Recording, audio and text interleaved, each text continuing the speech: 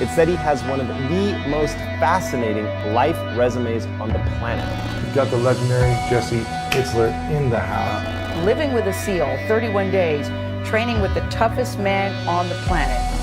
And when you're in a routine, the clock goes fast. I was 35 yesterday. Whatever your goal is, you got to get you have to get there. And that started our journey of like, you're about to go in a place where you've never been, motherfucker.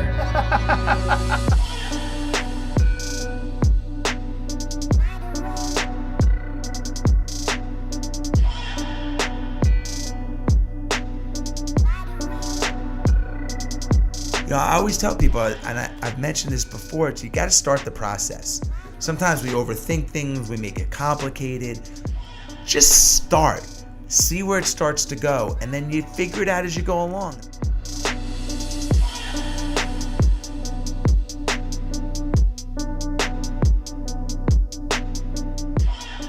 Welcome back to the Cannonball Mindset, and today is, Jesse and I were just talking, today is absolutely a Cannonball moment. I've met U.S. President, I've met 3 U.S. Presidents, I met Michael Jordan, some of the greatest sports heroes, but today takes this to a whole new level. So I'm sitting with friend, coach, mentor, entrepreneur, the owner of the Atlanta Hawks, founder of Marquis Jets, founder of Seacoast Coconut Water, father of 4 kids under the age of 10, husband of one of the most recognizable women in the world, New York Times bestselling author, not once but twice, producer, co-founder, coordinator of 29029, which is amazing, and where I really got to know him, curator of Build Your Life Resume, Jesse Itzler. This guy is everywhere. Most authentic human being I think I've ever met. So Jesse Itzler, welcome to You're Cannonball make me Mindset. Cry, man. Jesus, that's a great intro. Thank you. Well, what's crazy, and this is what I want to start with. So you listen to, those are just some of your life resume, some of the things, right? How does that work? And I don't mean, like, we'll get into all that, but so many times people have the tyranny of the or. The tyranny of the or. And the tyranny of the or is I can be a really great father, or I can be an entrepreneur. I can be a really great husband, or I can start my own company. They don't believe that they can have it all. And what I find most fascinating about you is that I get the sense that you really do believe that you can have this life of abundance. I don't mean abundance of stuff. I mean, it's abundance of health and wealth and all of that, right? Love and significance. I'm saying, is that by design? I'm so glad you brought that up, because I agree with you. I think a lot of people think, like, they want to get one thing, or you can only be great in one area. Right. But I think the principles apply to everything. So I think if you can figure out how to be great in one bucket, it can translate into all the areas of your life, or all the things that you try to do. And I'm not saying I'm great at all. Yeah. But I think that, I try to be. I don't want to be the 80% version of me in anything that I do. Yeah. So, but I appreciate that. And it's something that I do try to make sure that I'm aware of, that I'm trying to be the best that I can as a dad, or at work, or as a friend, or... Yeah. Well, I'm saying you are still in the same fantasy football league you've been in for 25 years. Yeah. I'm saying the idea, and I don't know who's in that group, but I do know that you've been part of it. So it's, to me, we have these buckets, and you'll talk about this as Build Your Life Resume buckets, but we have these areas in our life, and people say, I don't have time to manage all of them, right? And so I'm going to go, to your point, I'm going to go all in on one. But listen, I'm at your house. And a couple things I noticed just walking down to your office here is your kitchen it's a beautiful kitchen, but it looks the same as every other kitchen I've ever been in when it comes to pictures of the kids and pictures of you and your wife. And there's not, like, that's real shit. Like, this is real life. And I don't think people understand that you can have all this. Yeah. I love where this is going. I think... a lot of it is just, it's all I know. My parents had pictures up of me and my brother and my sisters. Sarah parents had pictures up of her and her brother. And I mean, that's just all that I've ever really known. But I mean, I think everybody's world gets shrunk down to a really small world, no matter how big you are. Yeah. You could be the Queen of Egypt, a Queen of London, or whatever, England.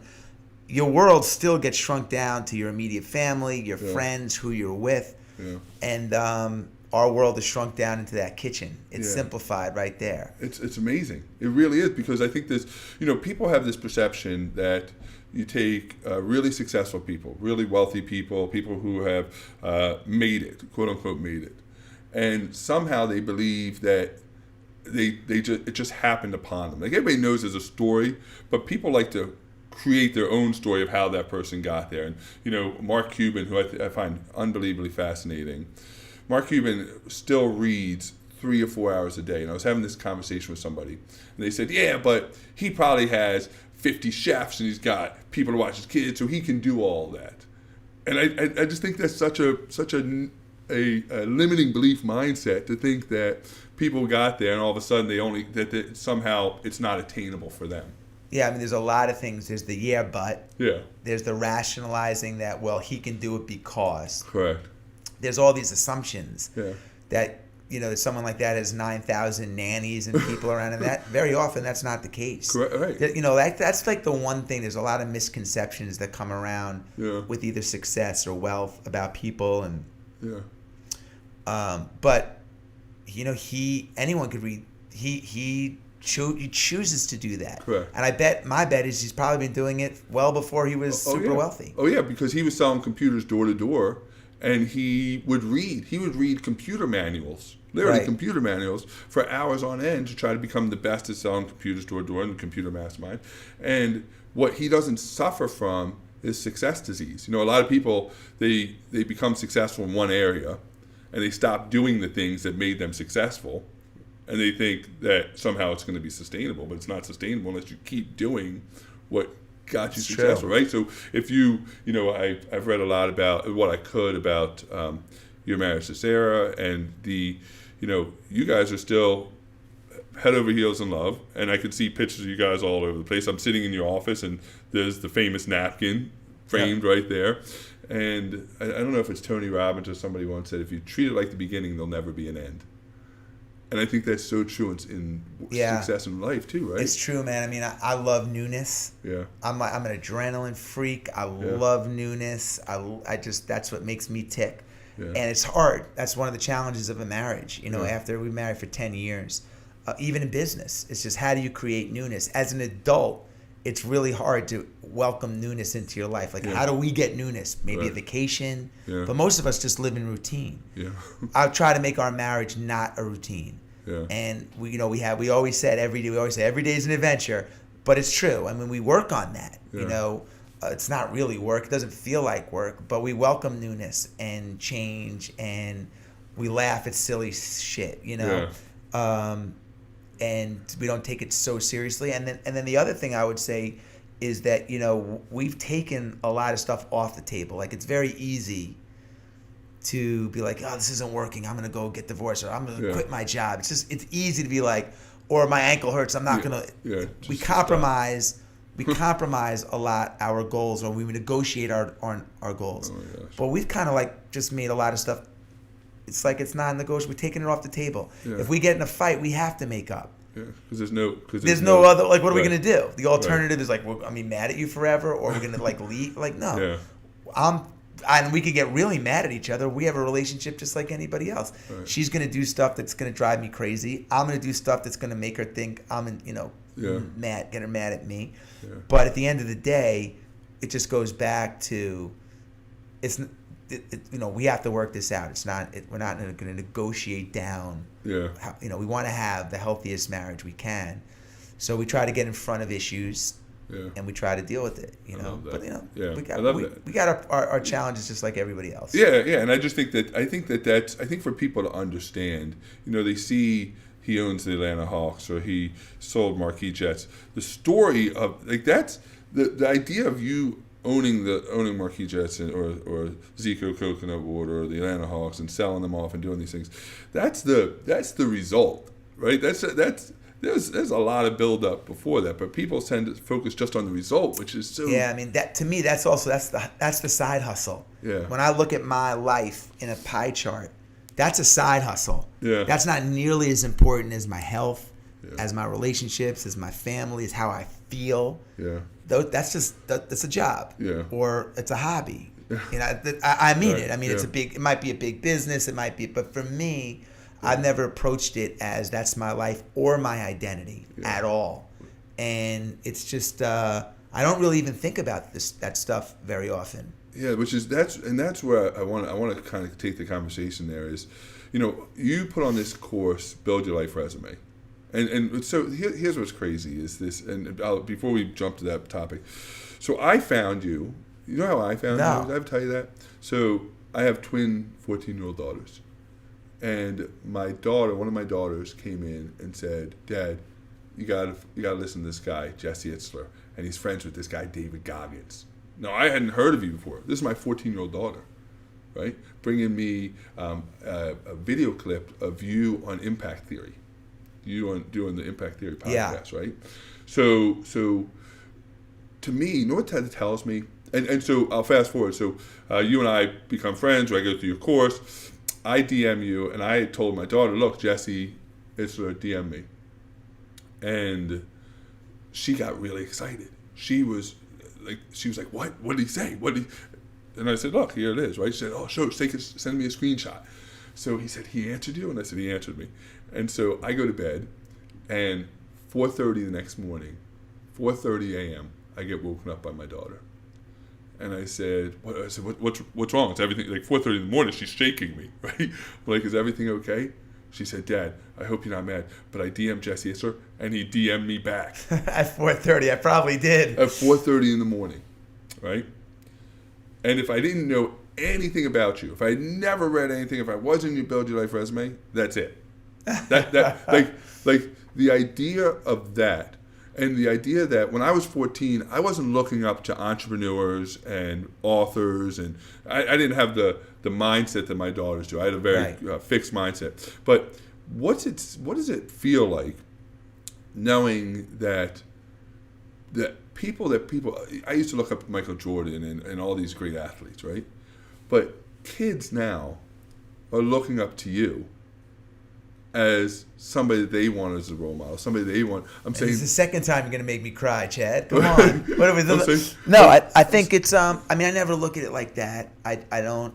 It's amazing, super fulfilling, and I didn't. This whole world is new to me. You know, I've been living my life. I'm 50. I just turned 50.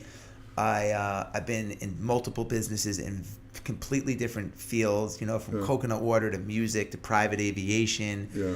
To just all these different businesses that I've been involved in. And now I have this course that you mentioned, and it's a different space for me. You know, we're trying to help people have it all or figure stuff out or offer some, you know, become aware of some of the mistakes that I've made and help navigate through some of the waters that I've been through. Yeah. And people are some people benefit from that. Yeah. And that is unbelievably fulfilling. It's the only reason why I do it. Yeah.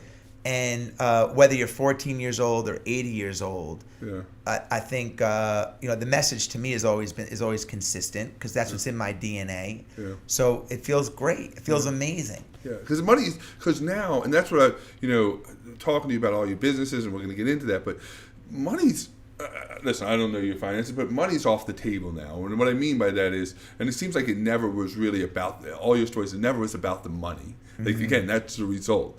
So now it seems like you could stop.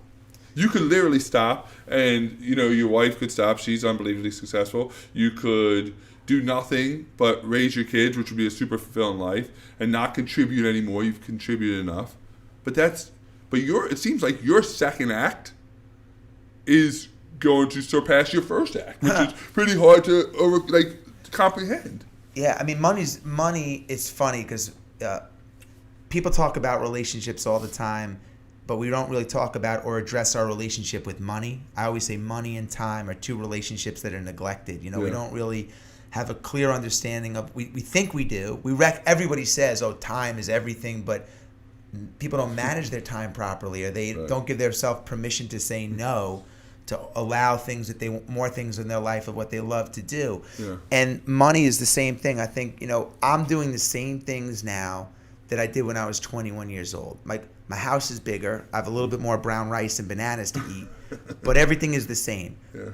right when you came in today. Thanks, by the way, for coming to my house. That makes it easier. It's better. The fact that I'm invited into this house, I'm saying super comfortable, yeah, and just it's just a better environment than doing something through Skype. Yeah. So I appreciate that. Thank you. But today, when you walked in, I have my high school friend here that I've been friends with since elementary school friend, I should say, who came to visit me. We went for a walk. We took a steam. You know, I had a smoothie. That's the same stuff that's what I like to do since I'm 18. Now, just because you have money, that doesn't mean all of a sudden, like, well, I'm going to skip the walk. I'm going to take a ride in a chauffeur, and I'm going to, and someone's going to go make me some. It's like it's the same thing. Same thing. Yeah, money just magnifies your core, right? It just magnifies it. I mean, now, listen, don't get me wrong. It provides a lot of advantages. Yeah. I don't have to worry about things that maybe I was worrying about when I was 20. But when I look back on it, man, it was super fun to worry about that. Like, I don't think I would appreciate it all if I didn't go through that worry. I was just talking to my friend on the walk today, and I was saying to him, like, because here we are, we're about to turn into 2019. And I said to him, I'm like, think back right now. And I said, forget about what you did 5 days ago, because I know you can't tell me what you did off the top of your head 5 or 6 days ago. Right. I said, but like, give me 10 big moments in 2018. 365 days, give me 10 big moments that you had in 2018. Yeah. I said, I'm not even going to ask you to go back to 2008, 10 years ago, and give me 10 things, because I know you can't do it. Right. But I want you to, and I wasn't attacking them. Yeah. It's the same with me too. Yeah. I was saying, like, we were having one of those, like, well, we just turned 50. What do the next 30 years look like? And I'm like, well, let's go back 30 years.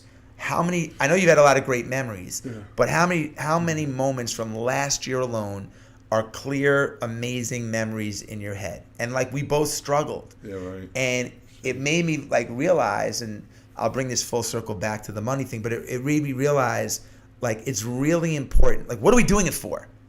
Right. What are we doing it for? You work so hard, and then, like, for what? Like, what do you really want, or what are you getting out of it? Because, and I was saying to him, it's really important to memorialize important moments. You had one in the Cannonball in the pool. That's what you named your whole podcast after. You had this moment where you locked eyes with your daughters. They jumped in, and you wanted to stop the clock and freeze it. And you made a memory chip. And now you're like, I want more of those things. Yeah. That's what everybody wants. Yeah. Everybody wants that Cannonball moment. The reality is, I think we have a lot of those every day, but we're so busy that we don't memorialize it and be like, wow, this is like, we're going so fast that we're just like, that was an amazing thing. Yeah. And then we think about all the things that go wrong, and those become the heroes of the day. Those become the heroes of the week.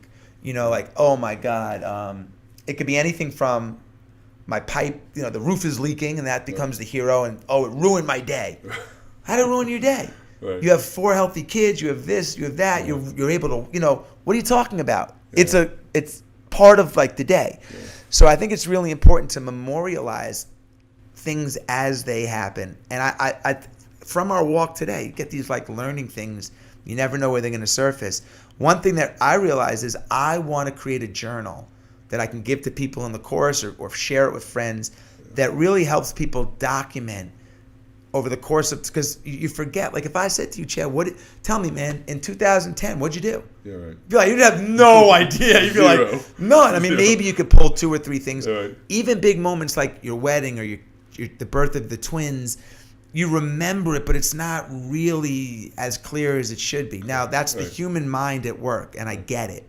But if we were really, really, really like super present, made a moment when it was done, or even just wrote it down, be like, here's what I felt. And I wish I had that. Oh, yeah. I wish when I was 30, as you were talking through, I had, because all I have at the end of my 10-year run with Marquis Jet is the net result. Yeah.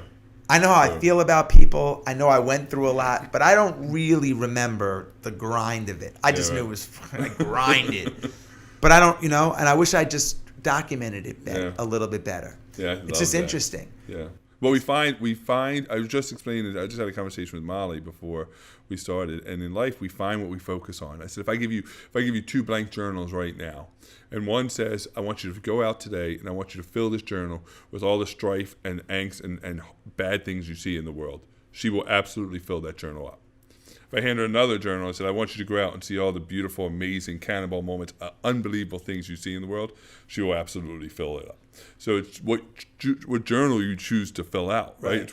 It's what, and you're so dead on. I think somebody had said, and I was going to ask you this later, but what my superpower is, and I said it's gratitude for every moment. Because if I have gratitude, I can memorialize it. If I don't have gratitude, I can't memorialize it. What's your superpower?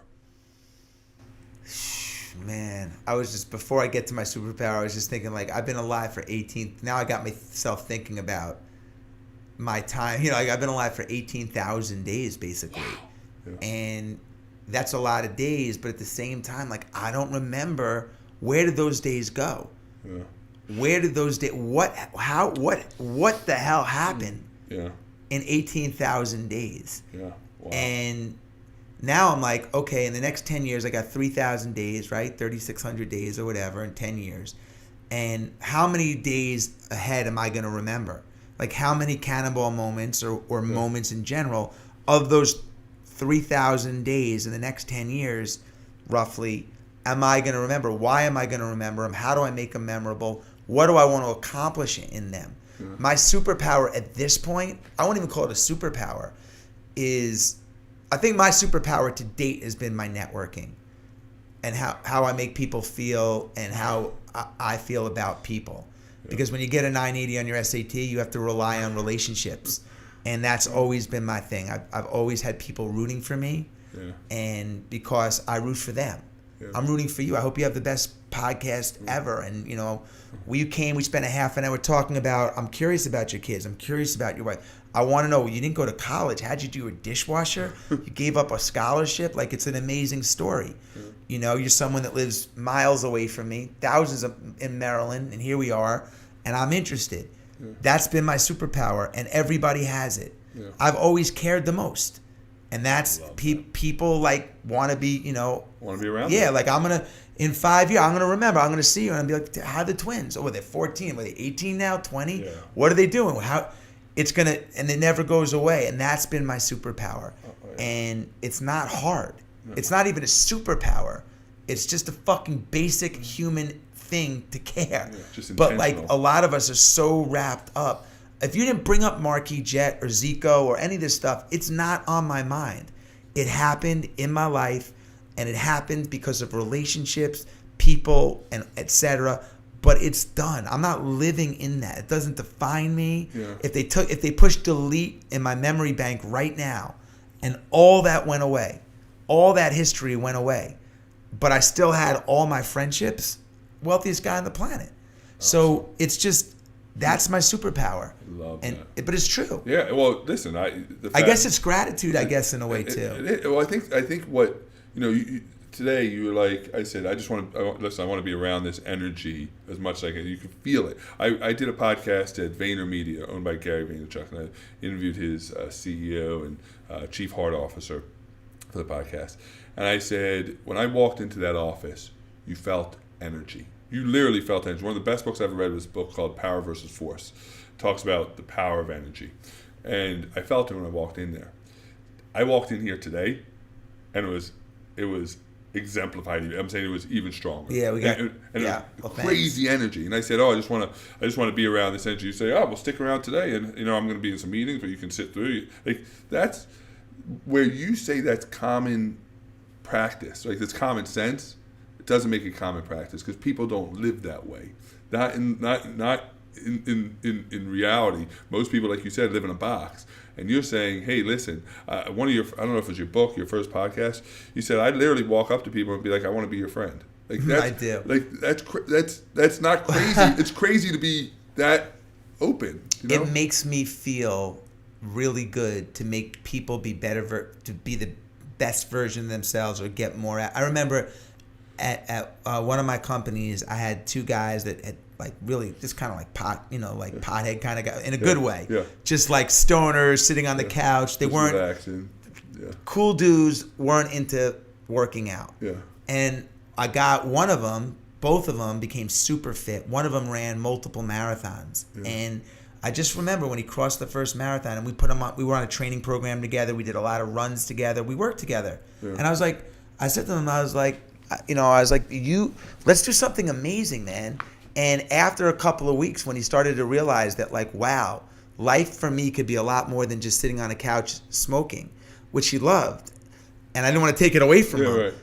When I watched him complete the marathon, like the hug he gave me, I mean, that feels better than me signing a deal or a contract.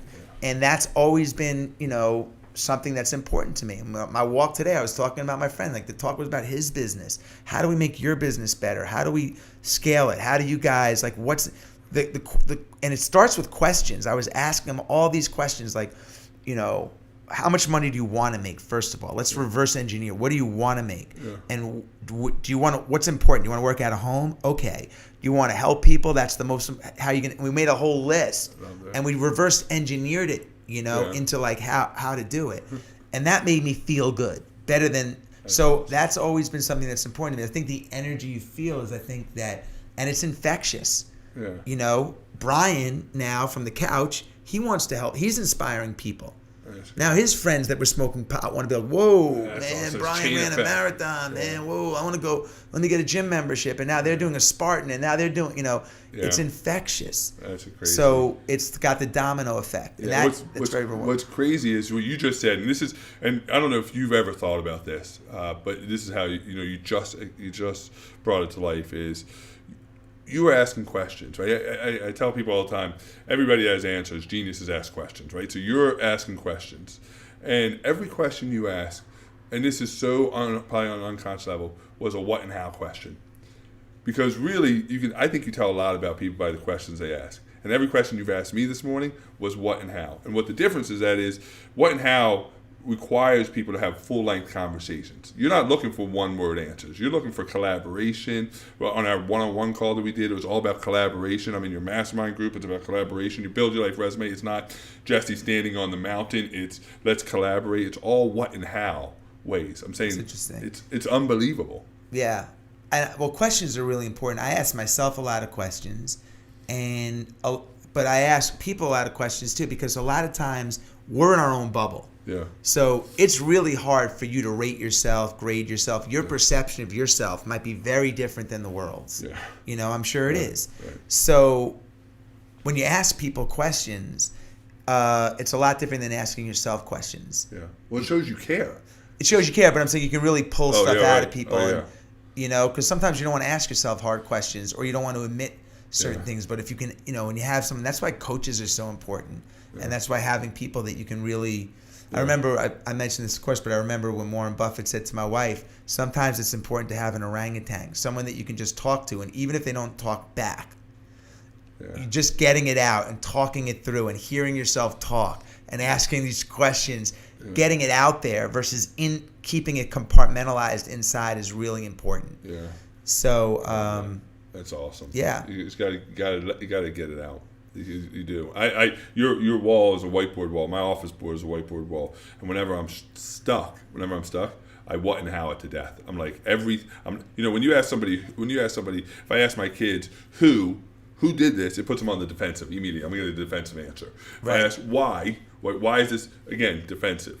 When I ask them what and how, and I ask myself what and how questions, it lets down the sword and the shield, and it lets me really open up to what do I really want? How can I make it better? So even if asked me, like if I said to my daughter, if she didn't do her homework, and I said, why didn't you do your homework? You know what kind of answer I'm going to get? A very defensive answer, because she feels attacked. If I say, hey, what can we do to make sure that you see homework as a priority? Same exact, I'm going after the same thing, but one opens loud conversation and allows real dialogue. It's amazing to me what you can do when you just what and how any problem that you have, anything you want to overcome, what and how it, and you get such great dialogue. And that seems... My kids will be home in 2 hours, so I'd love for you to sit down and what and how them to death. Right? What and how, right? It's a lot easier when it comes from someone that's not their parent. Yeah, that's exactly right. So, all right, let's jump to the business side of it, which I think is, again, I don't think it's the most fascinating side. I think it's fascinating, but I find the authenticity side of you, and I think authenticity is a really heavily used word now, but you absolutely exemplify it. So, but let's jump to the business side. You are we'll start with the rapper, Jesse James, right? You start, you start rapping songs because that's what you did back in the day. Everybody, right? Everybody rapped back then. Well, I mean, I grew up in the 80s. My teenage years were in the early 80s. So I was, at that time, there was a shift in pop culture. All of a sudden, hip-hop was emerging. You know, I lived in New York, so in Long Island, but close to the city. And I was just around it, and it was exciting. You talk about energy. There was this huge momentum shift. All of a sudden, radio, TV, video is starting to gravitate and introduce the world to hip-hop. Remember, no internet, this and that. So I was discovering this. I felt like I was part of the discovery process as a kid living in New York. So I got into it. And I started working on, first going to skating, rinks, Long Island, and then, but then started working on, in my dorm room in college, I'm like, man, I want to make a demo, and doing open mic nights and concerts and this kind of stuff. But anyway, it led to a demo and ultimately led to a record deal. Yeah. Yeah. So fast forward there. How does that get you from there to the Knicks? Because this is again another shift moment. Right? Well, that was the key moment in my life. Yeah. Well, I got dropped from my record label after the first album because my only goal was to get a record deal, and I put so much energy, like all my energy, every ounce of energy in my body. My father owned the plumbing supply house. I had no connections. Getting a record deal required like a tremendous amount of creativity, energy, etc. When I finally got it, I was like, I took my foot off the gas pedal. I'm like, I'm out of energy, and I didn't reset my goal. I didn't say like I rushed through the album. It didn't matter. I hit my goal, get a record deal. And once that happened, I took my foot off the gas pedal. I didn't get picked up for a second album. So I moved back to New York from LA where I was living, and I had really no resume. I only had two things to put on my resume. I was a kiddie pool attendant before that, and then I had a record. So my wife always says that you find your true purpose at the intersection of what it is you love to do, what you're good at, and providing something positive to the world. So I love music. I love the music, and I love sports. So I married those two things together and wrote a theme song for the Knicks. And they paid me $4,000 to do the song. It cost me $4,800 to record it. I had to pay the lawyer that I then had, and the studio, the engineer, the singer, the producer, etc. And that's not a great business model. Yeah, right. Like $4,000, you lose $800 on the trade. Right. But I would have paid the Knicks $4,000 to do the song. At the time, I didn't realize that was the best credential I could have. All of a sudden, I was hired by the Knicks.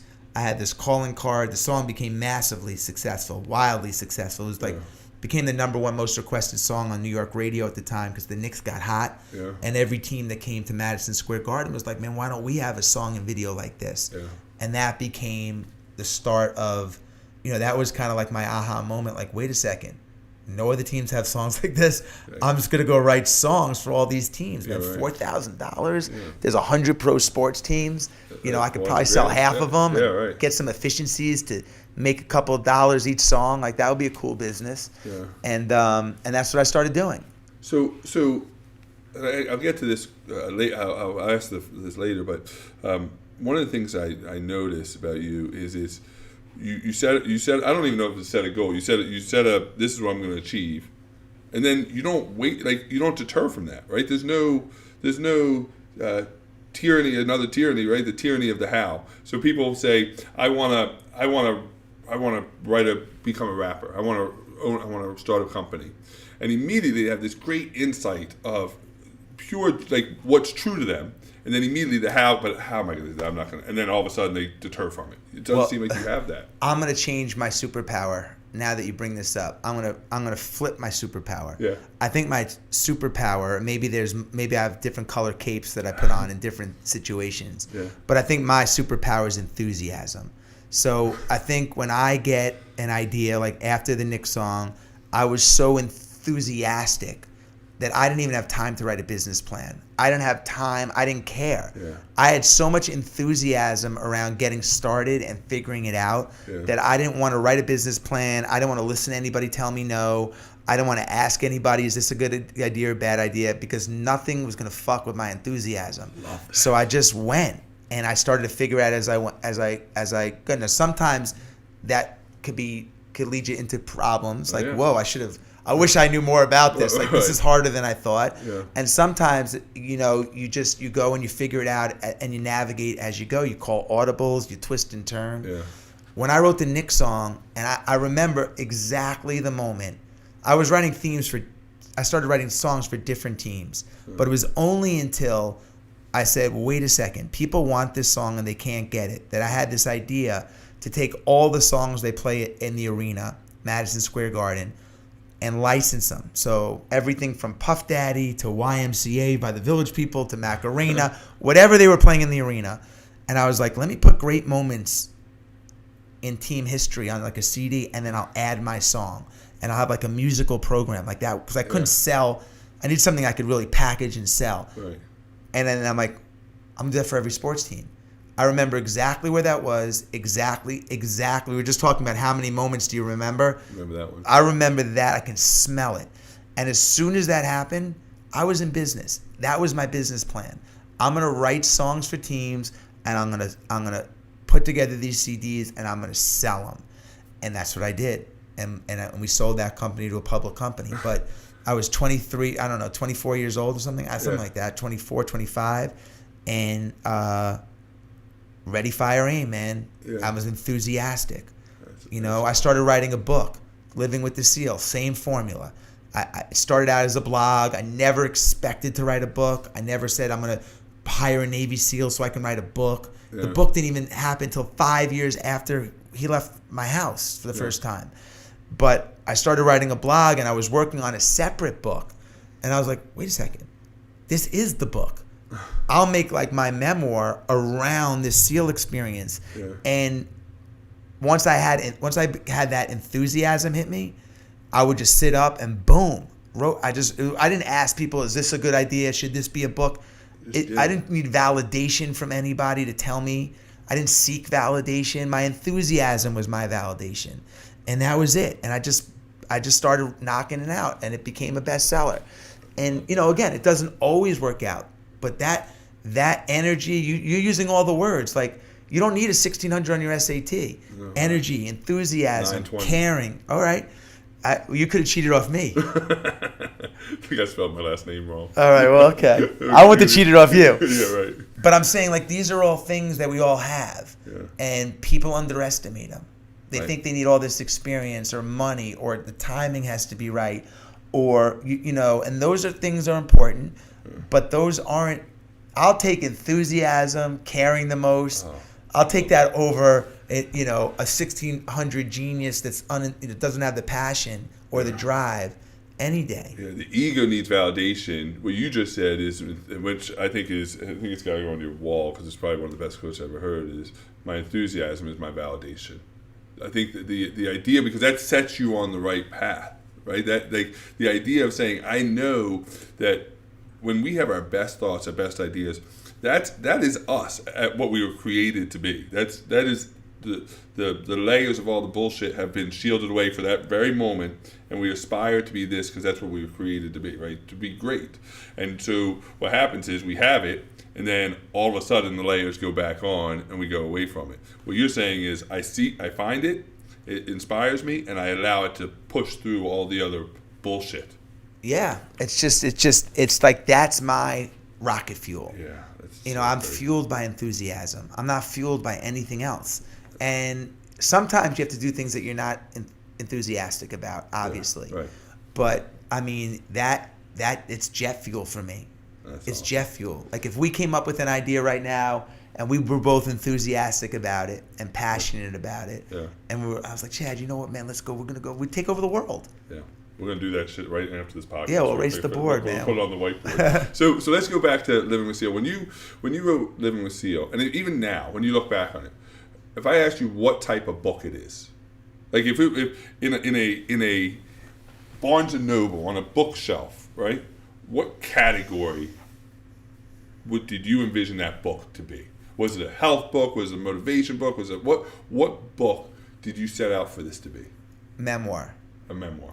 I wanted to be able to tell some of my without having to tell the stories all about me. So I felt like, and it is, I talk about my childhood. I talk about not having Novocaine when I got my cavities. I tell the story of Marquis Jet. I have the Nick story in there. There's business stories, how I met my wife. But under the guise of the interaction with this Navy SEAL who comes to live with me, and but it's one of those books. It is one part fitness, it's one part motivation, and it's one part memoir. So, because I'm highly ADD, I don't fit in any category. The book doesn't really fit in any category either. But it fits in every category. It doesn't fit in any, but it fits in all. And what I mean by that is, because I was trying to figure it out, right? Because somebody, when I've given, I don't know how many, I bet I've given 50 copies of it away. And they're like, well, what's the book about? I'm like, well, if you want to get healthier, read it. I can't tell you, in my training for marathons and my running, how many times when I woke up, I wake up and you have that momentary battle it's the battle of the snooze, right? Who's going to win, the snooze or me? And I'm like, it's go time, motherfucker, right? Immediately I hear you saying this in my head, right? And I pop out of bed. So it's a get up book. I look at the way you parent your children that you talk about in the book. It makes me I gravitate towards some things where I've said I want to infuse this with the way I raise my children. It talks about marriage. It's a marriage book. The way you relate to your relationship with Sarah, how you met her, how you took her on a steam, and I'm like, that's authentic, that's real. I got to get back to that with my wife. So it literally doesn't fit in any, but it fits in all. It doesn't. I think it's one of those books. Yeah, I didn't want to write a book that was like, you have to write a training book, or you have to write a fitness book, or you have to write a mindset book, or whatever. I just want to write a book. And I just wanted to write the best book that I could do. It's not, Mark Twain. This isn't a book that necessarily, who knows where it's going to be 10, 20 years from now. I didn't care. I don't care. I wanted to write a book that I wanted to write. And when I wrote it, so I didn't think, because the publisher was asking me, like, where's this going to live? Should this be is it a memoir? Is it a fitness book? And I'm like, let me just write the book. And I don't care where it lives. Let me just get the book the way I think the book needs to be. Yeah. And that was one of the few projects, SEAL is one of the few projects where I really can say that, like, that was the best I could do. Yeah. Like, that was the best book that I'm capable of at the time doing. And, like, people say, well, okay, let's take Marquis Jet, a company that was wildly successful. Was that the best version of was that company the best it could be, even though it was, we did $5 billion in sales, cumulative sales, and it was, 4,000 customers were satisfied, and we built an amazing brand. We still probably left something on the table. Like, if going back now, maybe we could have different hires, or we could have done some of the marketing better. Maybe there were more offerings. Who knows? I don't know. And we always, who knows what the limitation was? We put the limitation on ourselves. It was amazing, but I still think if we went back now and said, okay, do it again, we would build a company that would have been a lot maybe better. Yeah. Maybe. Yeah. That book was the best that I had at that moment. And what that means is I didn't leave anything on the table. Like, when my friends were at happy hour and they're like, come on, man, the Pats are playing the Falcons, we got to go. I was like, guys, I really need to put an hour in. When my wife went, everyone went to sleep, and I would tiptoe upstairs and I would sit there till 4 a.m. It was like, I was sacrificing things because I wanted it to be, and I read it. There's not a lot of things in your life you can go back and say, like, wow, I really put so much effort into it. Maybe your marathon training, when you knocked off an hour or whatever you knocked off, you can go back and it makes you proud. Yeah, right. And that was one of the few things. Honestly, I've had a lot of success, a lot of failure, a lot of success. But that's something I'm really proud of the effort that I put into that book. As a first-time author who had no idea what he was doing, just how many times I reread it. I reread it 80 times. Yeah. And that's a lot of time. A lot of time. And that's what I'm most proud about the book. That's awesome. I could have handed it in a month earlier. And you did. I could have handed it in. And I was like, you know what? It's not there yet. It's not there yet. You know what's great about that? Bill Walsh once said, The score takes care of itself. Write a book, the score takes care of itself. And it sounds to me like you didn't set out for it to be a New York Times bestseller. You just set out to do the very best you could. And whatever happened, if that book sold 3 copies, you were going to still be proud and have gratitude for the effort that you put into it. I didn't want it to be a New York Times bestseller. This is going to sound crazy because when my book first came out, I didn't promote it really at all. Yeah. I mean, I didn't go nuclear. I didn't go crazy with my contacts and buy all this media time, and I could have done all that because the list, that didn't mean anything to me. I didn't want to promote something that people didn't like. Yeah. So I'm like, let me put it out in the world and let me see if people like it. If people, why would I could buy my way onto the New York Times bestseller. I mean, people can literally, go buy 1 million billboards and buy ad time and TV ads and get companies to sponsor you. And, there's probably a way that you can really push it out there. I want to make sure people like it.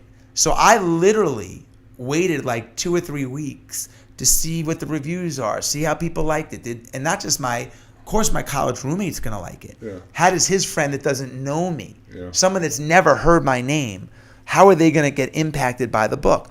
Once that happened, I was like, well, okay, let me put a little fuel on this thing. Well, how many people do you think you've affected because of it now?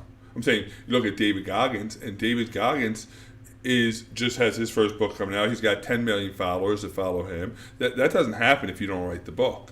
I'm saying the idea that the idea that all of this, right, comes from doing your best work for the right reasons. And what happens is your reach now is exponential. I'm saying it's amazing to me just by having the right soul, the right motivation, just the far-reaching. Yeah, I mean, I'm super happy for all the success Goggins is having, and I'm super happy for all of the people that have been impacted by the book and all the fallout of the book, because it's got a trickle-down effect. People share things. Oh, yeah. But again, it starts, for me, it was started with the enthusiasm of, wow, this is super fun. Like, I'm behind a computer screen. I'm laughing out loud as I'm writing it. Like, I would laugh out loud of, like, this shit is funny. Like, and then I would be like, are people going to think that's funny, or am I just going to think it's funny? Funny? And then I would be like, wow, how can I make it funnier? Oh. But how can I make it funnier? And then how this page isn't funny. How do I make this funny? Yeah. So I really put the time into it. And anything, it's just, the only reason why I'm bringing that up is it's just, I found that, to me, like, one of the greatest indicators of success is how I feel about the effort.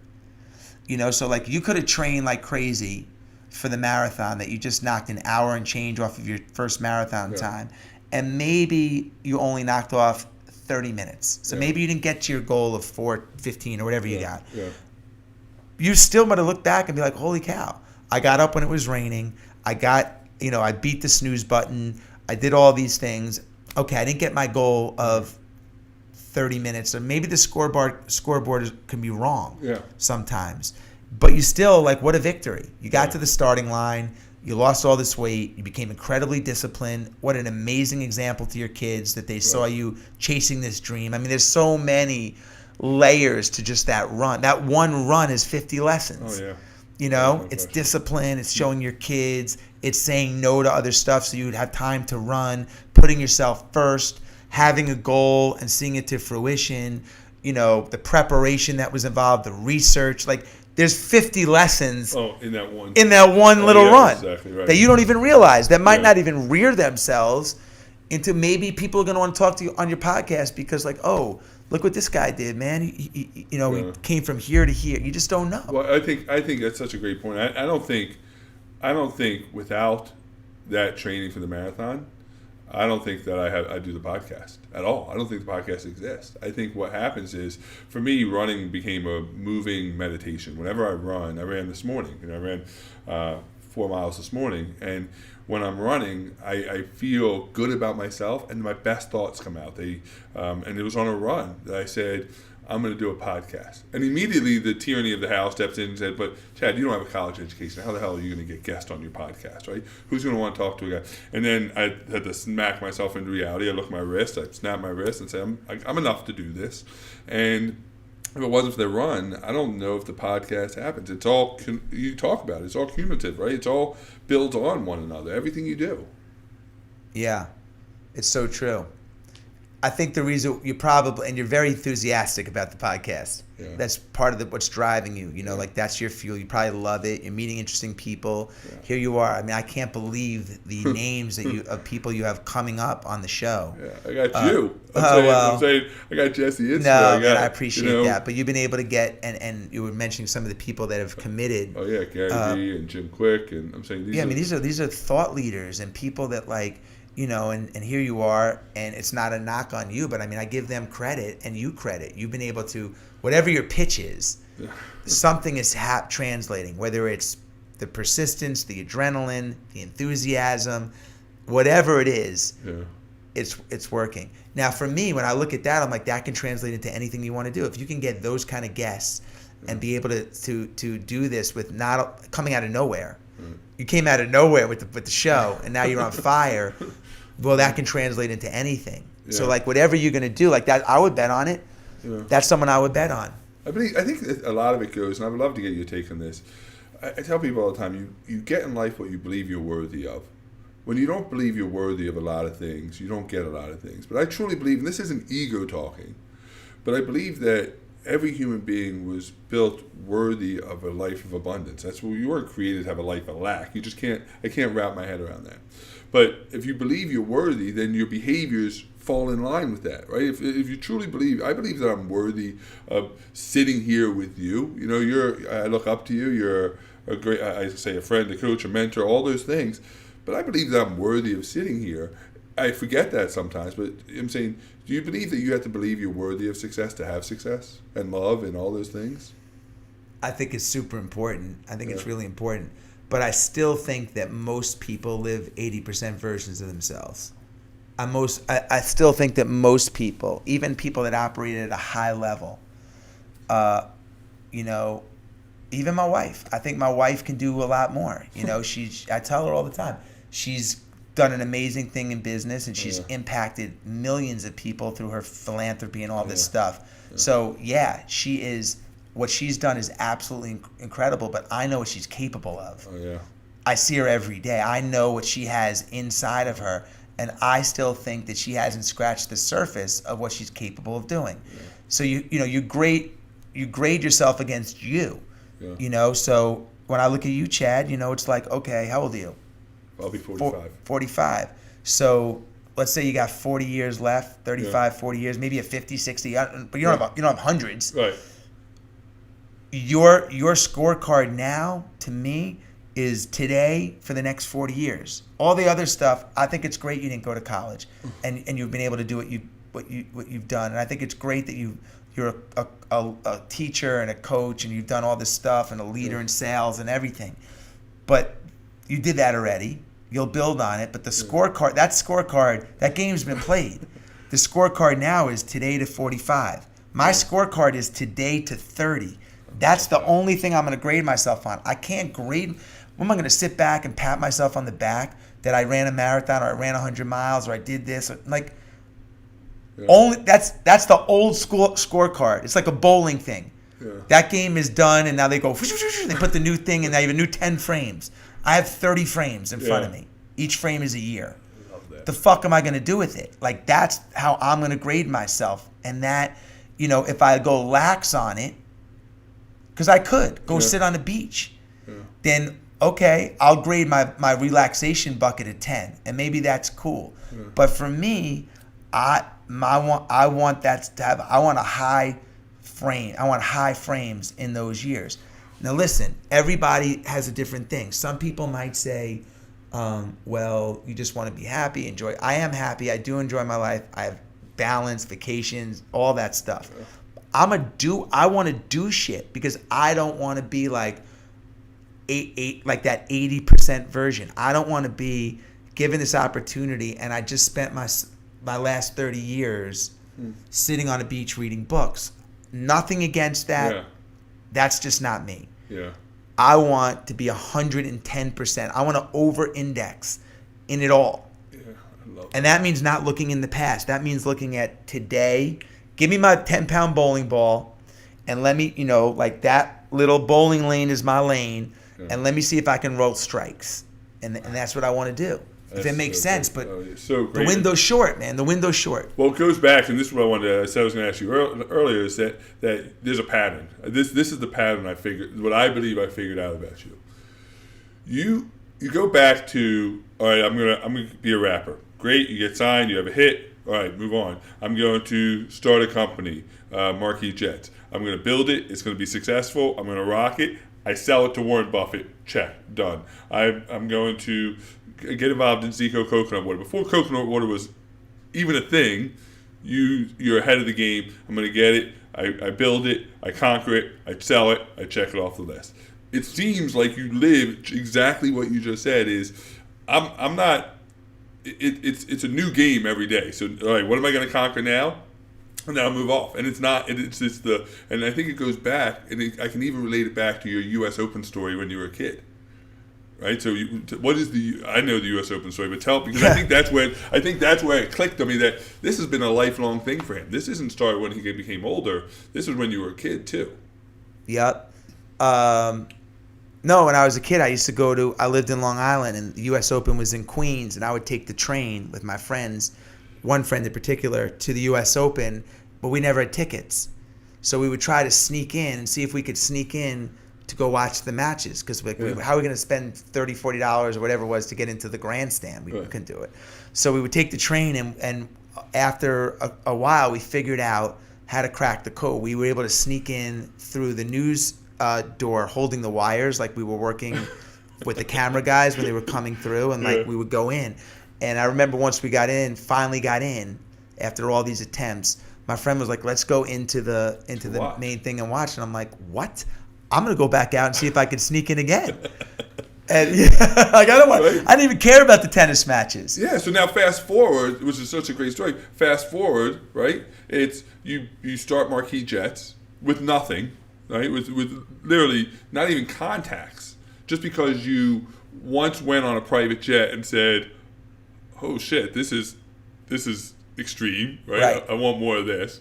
So you say, "Well, okay, well, you're enthusiastic brain, you're an enthusiastic optimist." You say, "All right, I'm going to start a company." You start a company, you conquer it, and then you sell it. It's like, all right, now what else can I sneak into? It goes right back to that. Right. You're right about the pattern. As I think about it, over the next 30 years, if I had something that was hot, like really, really successful, again, once it got to that point, there's no way I would do one thing for the next 30 years. No. Even if it gave me everything I already, I just wouldn't do it. So, because I love experiences, I love newness, and I like that. Just think it's so important for everybody to introduce newness, especially as you get older, into your life. Because if you live in routine, the clock goes so fast. Yeah. And then all of a sudden you've been like, oh man, you have all these regrets. I wish I would have done this. I wish I would have done that. I'm yes to everything. Yeah. I'm yes to almost everything if it's important to me, and you have two rules, right? When it comes to saying yes, right? What are your two rules? Oh, were you gonna say all in or? No. I was gonna say what you had said about it's got to be convenient. You got to be convenient, right? And it can't be a headache. It can't be. Right? Yeah, low aggravation and high reward. Yeah, low aggravation, high reward. Well, yeah, because I don't, and it's true with people too. Yeah. At this stage in my life, when you're younger, you can deal with a lot of you need aggravation. Right. There's going to be a lot of aggravation to get a lot of reward. Yeah, Nothing is going to come easy. Right, exactly right. It's going to be, going to meetings, laughing at jokes that aren't funny, going to dinner appointments, late nights, etc. High aggravation, things break, figuring it out, potentially high reward. As you get older, even relationships when you're younger, this guy's such a jerk, but you know what? Like, I got to stick around them because we're doing stuff and we're opening up doors and whatever. As you get older, there's a fundamental shift. At least there should be, or at least there was for me, where you're like, wait a second. I don't want that high aggravation relationship. I don't want that high aggravation business. I want as little aggravation in my life. Of course you're going to have things are going to happen. The pipes are going to break. Your kids are going to have glitches. You're going to have challenges. We all have that. But you don't want to bring in additional aggravation. You want low aggravation and high reward. And that's kind of like, Yeah. So, Yeah. So how do you? So let's, as we start to wind down, because I want to be respectful of your time, but let's talk about Build Your Life Resume, because I think this is, for me, having done all the research and knowing you really well, as to what I know, this is maybe not different, but this is pretty impactful, and because this doesn't, Marquis Jets was catering to people that could afford to fly a private jet, right? Zico Coconut Water was more of a corporate kind of sale, right? You're selling but this right now, I met somebody that works for you, said, well, I met Jessie through Build Your Life Resume, and I came and I ended up working for him, and she's young in school, and I said, well, what did your parents think about it? She goes, oh, well, my mom was going through the course with me, right? Yes. So again, here, this is different, because this is Jessie to consumer. This is you directly. This isn't somebody else doing the calls for you. This isn't corporate. This is no. So tell people about Build Your Life Resume, because I think I've been into a lot of online courses, and there is a statistic that I think it was like 84% of people that start online courses never finish them. And I've started online courses that I haven't finished. Yeah, me too. This course I couldn't get enough of. Right, I signed up again, did another one. What is Build Your Life Resume, and where did it come from? People are asking me for, first of all, thanks for taking the course. Yeah. Thanks for being in it. You stood out in the course because you were active and you were posting. I guess you have a presence or a way. That's why the podcasts are working. Yeah. No, people were asking me for meetings and for advice and coaching advice and life coaching and all this kind of stuff and specific business questions. And I couldn't take all those meetings. Yeah. So I just said, well, what if I offered some kind of course? I've spoken in these masterminds and courses, and a lot of them are, and I'm not knocking them, but a lot of them are cookie cutter, or they produce a video, so they don't have a pulse on the group. Right. And I just said, well, what if I made myself accessible for 8 weeks, put together a curriculum, created a one-to-many group coaching platform, and try it? And what would be the right topic? Now, the challenge was a lot of the courses that people take are very measurable. And for example, I will help you build your email list in 3 days. Okay, you can see they're going to give you stuff, and at the end of these 3 days, I'm going to teach you how to flip real estate. It's measurable. I'm going to learn. I'm going to show you how to grow your Instagram followers. How am I going to be like, okay, I'm going to teach you how to live life a little bit better? That's a tough thing. And I recognize that. So I was like, well, let me just take everything at 30,000 feet that I've kind of learned, experienced emotionally, in business, wellness, everything, and package it into an 8-week program. Can I do it? Yeah. And I tried it for the first time. I said, if anyone doesn't like it, 100% money back guarantee. I didn't want any aggravation or pressure, no questions asked. Yeah. I didn't want any pressure on me. Yeah. And then let me price it reasonably. A lot of these courses are thousands of dollars, and I'm like, I just want to make it a couple $100, open it up to as many people that can benefit, and let me try it. And I just asked my audience on social media, would you be interested in this? And I got so many responses, so then I did it, and it was successful. Now I continue to tweak it so that each I do it every 8 weeks. It takes its own. It changes a little bit because I improve it based on feedback. And I've gotten more out of it, I think, than anybody, because sometimes teaching and thinking and going back and memorializing some of these moments, and this U.S. Open story you just said, like, I would have never remembered that had not been for this. And then having people share, look at your story.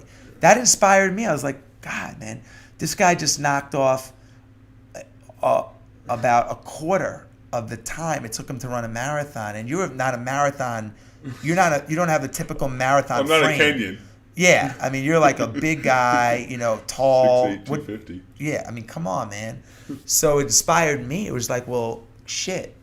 I have a lot of benchmarks from marathon times. What am I trying to improve on? Yeah. So you get these lessons that come back to you. So I've really enjoyed it. Yeah. And so what's great about it, and this is, this, I don't know when this is going to air, but right now there's the lottery today is up to like $1.6 billion. And I'll buy a ticket, but there are people that will literally put all their paycheck on to go buy a lottery ticket, Right. rather than take that paycheck and invest it in themselves. And that was what is amazing to me about your course. And I've said this to 100 people. Your course was, if it was free, nobody'd buy in, they wouldn't believe it. If it was thousands of dollars, it'd be too expensive, they couldn't afford it. But it's priced to the point where literally it is less than a cup of Starbucks a day, and what you get out of it is immeasurable. It's unbelievable. Well, I really appreciate it. Yeah, I mean, I was thinking again. I didn't read a book on like how to price this, or I didn't even ask anyone. I was just thinking like, you know, you go, you get a massage, it could be $100. Yeah. I talked to a lawyer, it's $200 an hour. Yeah. You know, something like this. Well, then this is an 8-week program. Yeah. And you know, I've been able to bring my wife in for some Q&A and some the guests. you have in are it's good. unbelievable. And the connections, you go back, you know, I think that my daughter gave me a list of questions I'll have to ask you offline, but one of the questions that was, one of the things you talk about a lot in your books and is about connections. Yeah. And the amount of connections I've made inside the group, people that I'm friends with, I've done probably 4 or 5 calls, not like client calls, but one-on-one calls because people are asking me for my advice, or I see somebody else. The connections I've made inside that group, because you have like-minded people, is pretty fascinating. It's great. No, man, it's like, I'm so glad I did it. And, you know, like most things in my life, this is again, it comes back down to enthusiasm. There was no business plan. There's never been a business plan. Once I kind of decided to do it, it was up and running in a week or two. Yeah. And who knows where it'll take. You know, I always tell people, and I've mentioned this before, you got to start the process. Yeah. Sometimes we overthink things, we make it complicated. Just start. See where it starts to go, and then you figure it out as you go along. And in a year from now, will this course be the same? No, when it started out, it was 4 months. Now it's 8 weeks. Maybe it'll be packaged in a more of a 4-week or 6-week thing. Yeah. Maybe it'll become more video. Maybe the content will change. Yeah. You just don't know, but you start it, you grow it, you think really big, and then you scale it as fast as you can. Nice. But you start it small. Yeah, I love that. All right, last 2 questions. So, first question, and this is kind of, I asked people this question, but this was kind of a crazy question for you, is where do people find you? I'm saying, all you have to do is open your eyes and you're everywhere. I don't know. Everywhere. No. But so if people want to sign up for the course, go to buildyourliferesume.com. No, they go to jesseitzler.com/BYLR. Okay. Or you can just find me on Instagram at Jesse Itzler. It's awesome. One other question with that. 29029. Yeah.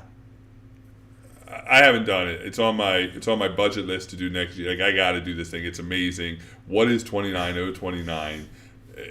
Talk about this. Yeah, so I love physical challenges. I believe that everybody should put something big and challenging on their calendar once a year. Yeah. I rent a mountain, the whole mountain, bring in food trucks and tents that we sleep in. I basically set up like a little base camp, and it's 3 days. You hike up a mountain, take the gondola down, and you repeat that process. Up, gondola down, up, hike up, gondola down, until you climb the equivalent of Mount Everest or any of the 7 summits. And it's just a test of will. And it's called 29029 because that's the vertical feet of Everest, 29,029 feet. And we do it in Vermont in October. We do it in Utah in August. And the last Vermont one had a long waiting list, so it's catching on. Yeah. And we've really created a new category. It's endurance hiking. And what I love about it is it's low impact. Anyone can do it. It's a hike. It's walking. Yeah. But it's hard. Really hard. Way harder than anyone that signed up for it thought it would be. Yet we had 75% of the people that signed up, and we're talking about moms, dads, housewives, executives, all the way to Olympic athletes. Yeah. We had 3 Olympic athletes so far have participated in it. 75% of the people were able to finish it, and 25 didn't. But 100% of the people in all the events we've done have completed at least one of the 7 summits, meaning one of the top. So. Yeah, one of the equivalent of climbing like Kilimanjaro or Everest or one of the 7 summits. So that's an event that's my favorite weekend of the year. It's 3 or 4 days, 3 nights, 4 days. We bring in speakers the day before, so it's kind of like part retreat, part endurance challenge, part vacation. Yeah. And it's amazing. I think I saw Lewis Howes did it this past one, right? Yeah, I spent 7 hours with him doing it. Up and down the mountains. We did about 6 summits together. Wow. Throughout the night. We went until 3 in the morning. Another and it was great thought snowing. It was, and we were laughing, man. We were like, and again, here we are. We no, whatever happens to Lewis and I over the next decades, Yeah. we have this moment that he will never forget. There is no way either one of us will forget that mountain, being out there in the middle of the night, under the stars, struggling, cheering each other on. That's a bond that you can't get in a podcast. You can't get in a boardroom. Moment. And those kind of moments were tenfold because with complete strangers during this weekend. And that's just what I loved about it. Awesome. All right, one last weekend talk. Hell on the Hill. Tell people what Hell on the Hill is. I tell people all the time, you gotta watch the Hell on the Hill videos. What is Hell on the Hill? I can't even explain it because you gotta just watch you gotta the video. be there. But yeah, I mean, I again, this came out of just my own head. I live on this hill in my home in Connecticut. Has an 80-yard hill that's about a 40% grade. Yeah. Which is like, I guess, almost 2.5 times what a treadmill can go up. Right. You know, a regular 15%.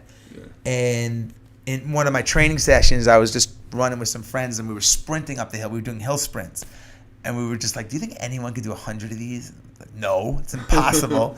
And I'm like, "All right, well, let's set up a challenge." Right. So we set up a challenge, and now it's turned into this event. We've donated probably over $500,000.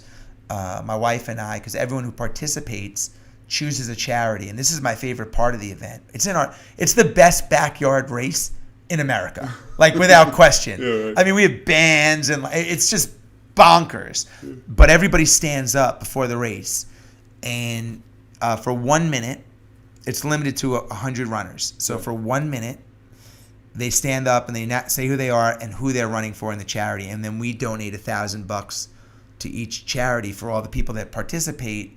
Plus, there's other stuff, but so everybody talks and it's emotional. They talk about the charity or person they're running for. Standing ovations for everybody. So now when I know you're running, so and so, John Doe is running for the Leukemia Society because her brother has leukemia, and this one's running for the veterans because he was a veteran, and da-da-da.